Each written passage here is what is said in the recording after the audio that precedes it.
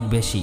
এরপর সময় এসেছিল 570 খ্রিস্টাব্দে। তখন মক্কার নেতা ছিলেন নবীজির দাদা এবং কুরাইশ বংশের প্রধান আব্দুল মোত্তালিব, যিনি কাবা ঘরের রক্ষণাবেক্ষণের দায়িত্বে ছিলেন। আর নবীজি তখন মা আমিনার গর্ভে। এর মধ্যে হঠাৎ একদিন আরবে বিশাল হস্তি বাহিনীকে দেখা যায়, যারা ক্রমশ মক্কার দিকে এগিয়ে আসছে এবং মানুষজন তাদের ভয়ে বাড়িঘর ছেড়ে পালাচ্ছে, কারণ সেই হস্তি বাহিনীকে প্রতিহত করার মতো শক্তি তাদের ছিল না।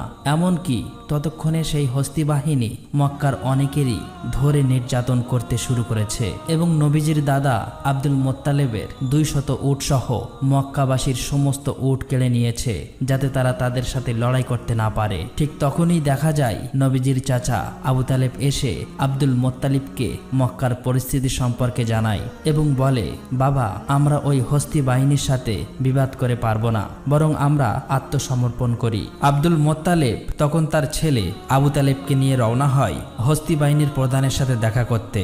আর এই হস্তি বাহিনীর প্রধান হলেন মক্কার পার্শ্ববর্তী এলাকা ইয়ামেনের শাসক আব্রাহা। তার ছিল অনেক ক্ষমতা ও শক্তির অধিকারী। মূলত আরব সমাজ যখন অন্ধকারে ডুবে থাকলেও সমগ্র পৃথিবীর বেশিরভাগ মানুষ জেনে গিয়েছিল যে ইসলাম ধর্ম হলো পৃথিবীর শ্রেষ্ঠ ধর্ম, সত্য ধর্ম এবং শান্তির ধর্ম। তাই বিভিন্ন প্রান্তের মানুষেরা তখন ইসলাম গ্রহণ করছিল এবং দলে দলে হজ করার জন্য মক্কায় আসত।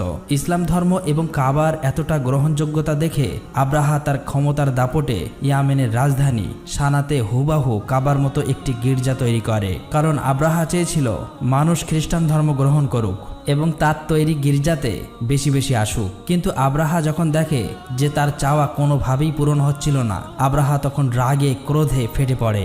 আর সেই কারণেই আব্রাহা একদিন সিদ্ধান্ত নেয় যে কাবা ঘরকে সে ভেঙে দেবে। তারপর আব্রাহা তার 60,000 সৈন্য নিয়ে এবং 13টি হাতি নিয়ে মক্কার দিকে আসতে থাকে। এর মধ্যে আব্দুল মোত্তালিব সেখানে পৌঁছে যায় এবং আব্রাহাকে বলে, আমি আপনাকে সতর্ক করছি, আপনি যে ঘরটাকে ধ্বংস করতে চাইছেন সেটা আল্লাহর ঘর, তাই এমন বিপজ্জনক কাজ থেকে দূরে থাকুন। কিন্তু আব্রাহা তার কোনো কথাই শুনতে চাইছিল না। আব্দুল মোত্তালেব তখন তাকে বলে যে, আপনি আমার উট ফেরত দিন।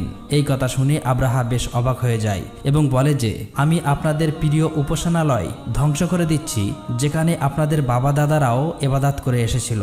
ফলে আপনাদের মান সম্মান এবং প্রতিপ্রতি সবকিছুই ধুলাই মিশে যাবে। অথচ এই বিষয়ে কোনো চিন্তা না করে আপনি কিনা এসেছেন আপনার উট ফিরিয়ে নিতে। আব্দুল মোত্তালেব তখন বলে, আমি আমার উটের মালিক, তাই আমার উট আমি নিজেই ফেরত নিতে এসেছি। কিন্তু এই মক্কা এবং কাবাঘরের মালিক হলেন আল্লাহ। অবশ্যই আমি নিশ্চিত এই কাবাঘরকে আল্লাহ নিজেই রক্ষা করবেন।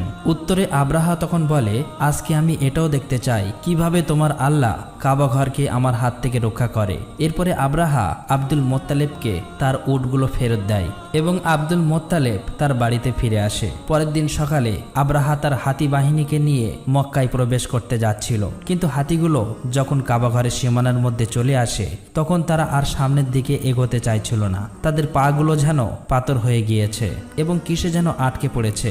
আব্রাহা এবং তার সৈন্যরা তখন একটু চালাকি করে জোর করে তারা হাতিগুলোর মুখ অন্যদিকে ঘুরিয়ে দেয় এবং হাতিগুলোকে তারা ভালো ভালো খাবার খেতে দেয়। আর সেই সমস্ত খাবারগুলো ছড়িয়ে দেয় ঠিক কাবাঘরের সামনে। হাতিগুলো তখন সেই খাবারের লোভে আবারও কাবাঘরের দিকে এগিয়ে যেতে থাকে।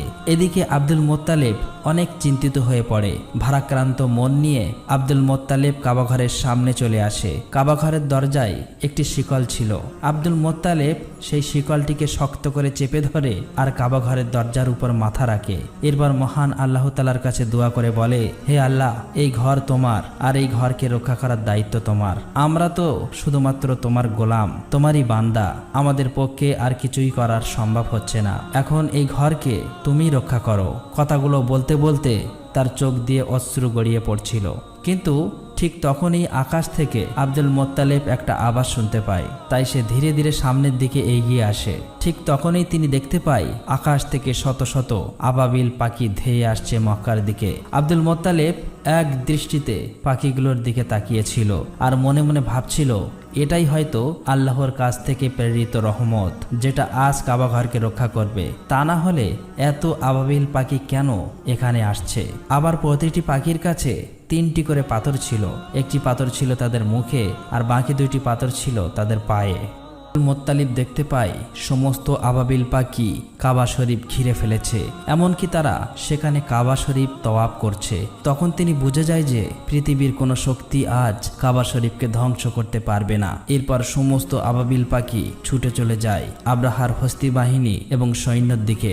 আব্রাহার সৈন্য বাহিনীরা আবাবিল পাখিগুলি দেখে অনেক ভয় পেয়ে যায়। তারা তখন সেখান থেকে পালিয়ে যাবার চেষ্টা করে, কিন্তু ততক্ষণে সমস্ত আবাবিল পাখি তাদের সঙ্গে থাকা পাথরগুলো আব্রাহার হস্তি বাহিনী এবং সৈন্যদের উপর পাথরগুলো বৃষ্টির মতো ফেলতে থাকে। ফলে দেখা যায় প্রতিটি পাথর সৈন্যদের শরীর ভেদ করে ঢুকে যাচ্ছে।